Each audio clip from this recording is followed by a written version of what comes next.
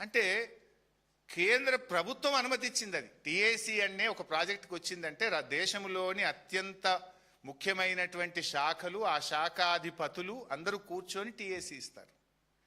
ఒకసారి కేంద్ర ప్రభుత్వం అనుమతులు ఇచ్చిన తర్వాత నువ్వెవరు దాన్ని ప్రశ్నించడానికి? దాన్ని రద్దు చేయమని చెప్పే నీకు అధికారం ఉందా? Already you have given your comments. After examining your comments only government of India has given all the clearances for these projects. అసలు దేశ చరిత్రలో, భారతదేశ చరిత్రలో ఏ రాష్ట్రంలో కూడా అనుమతులు వచ్చిన తర్వాత దాన్ని రివ్యూ చేసింది కానీ దాన్ని రద్దు చేయమని అడిగిన చరిత్ర ఈ దేశంలో ఎప్పుడూ జరగలేదు. ఈ దేశ చరిత్రలో ఎప్పుడూ జరగలేదు.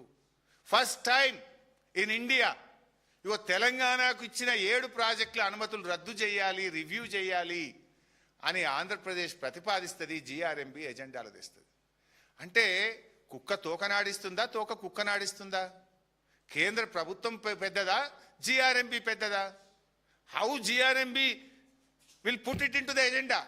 How dare they have? ఎందుకంటున్నా అంటే ఇవాళ ఒకవేళ ఆంధ్రప్రదేశ్ ప్రతిపాదించిందే కుట్రతోననుకో, జిఆర్ఎంబి ఏం చెప్పాలండి? ఇవి ఆల్రెడీ మేము మా కామెంట్స్ ఇచ్చినాము, మీరు అబ్జెక్షన్స్ చెప్పిండ్రు, వీటన్నిటిని పరిశీలించిన తర్వాతనే కేంద్ర ప్రభుత్వం ఈ ప్రాజెక్టులకు అనుమతి ఇచ్చేసింది, no more discussion on this అని చెప్పాలి కదా. దాని ఎజెండాలు ఎట్లా పెడతారు? 1, పెట్టే ముందు తెలంగాణని సంప్రదించరా? 2, 3, జిఆర్ఎంబీలు ఉన్న తెలంగాణ ఇంజనీర్లు ఎందుకు మౌనంగా దీన్ని ఎజెండాలో పెట్టడానికి మీరు అంగీకరించిండ్రు? అంటే రేవంత్ రెడ్డి పరోక్షంగా దీన్ని ఒప్పుకున్నాడా? రేవంత్ రెడ్డి సహకారంతోనే ఇది ఎజెండాలోకి వచ్చిందా అనేటువంటి అనుమానం కలుగుతూ ఉంది ఈరోజు. అసలు ఇవి పోతే ఏమైనా ఉంటుందా? సగం తెలంగాణ ఆగమైపోతుంది. హైదరాబాద్కు మంచినీళ్ళు దొరకవు, ఖమ్మం జిల్లా ఆగమైపోతుంది. మీకన్నా సోయి ఉందా? మీరు పరిపాలన చేస్తున్నారా? ఏం చేస్తున్నారు? అసలు ఎంత ధైర్యం ఉంటే ఇది ఎజెండాలు వస్తుందండి?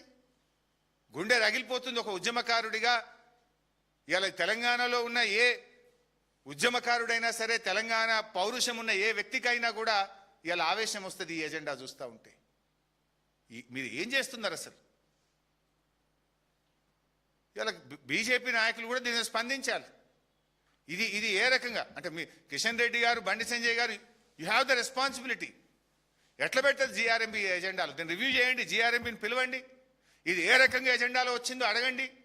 అంటే ఆంధ్రప్రదేశ్ చెప్పంగానే జిఆర్ఎంబి పెట్టేస్తుందా? తెలంగాణ ఈ దేశంలో ఒక రాష్ట్రం కాదా? రాజ్యాంగపరమైన హక్కులు తెలంగాణకు లేవా? ఇష్టం ఉన్నట్టుగా బుల్డోజ్ చేస్తామంటే ప్రపంచంలో, దేశంలో ఎక్కడ లేని విధంగా ఒక అన్ని అనుమతులు వచ్చిన ప్రాజెక్టును రివ్యూ చేసిన ప్రాజెక్ట్ ఈ దేశంలో ఎక్కడన్నా ఉందా? 7 ప్రాజెక్టుల అనుమతులే రివ్యూ చేస్తామనే పరిస్థితి వస్తే అసలు ఈ రాష్ట్రం పరిస్థితి ఏంది? ఈ రాష్ట్రం నుంచి కేంద్ర మంత్రులుగా, ఈ రాష్ట్రం నుంచి ఎంపీలుగా ఉన్న వ్యక్తులు ఏం చేస్తున్నట్టు? What is happening? ఇవాళ దీని మీద ఆలోచించాలి. ఒకవేళ బీజేపీ స్పందించకపోతే మేము పోరాటం చేయాల్సి వస్తుంది. ఇవాళ మీరు కూడా చంద్రబాబుకు భయపడి కేంద్ర మంత్రులు, బీజేపీ మరి పెదవులు మూసుకుంటారా, తెలంగాణ ప్రయోజనాలు కాపాడతారా కూడా ఇవాళ బీజేపీ కూడా తేల్చుకోవాల్సినటువంటి అవసరం ఉంది.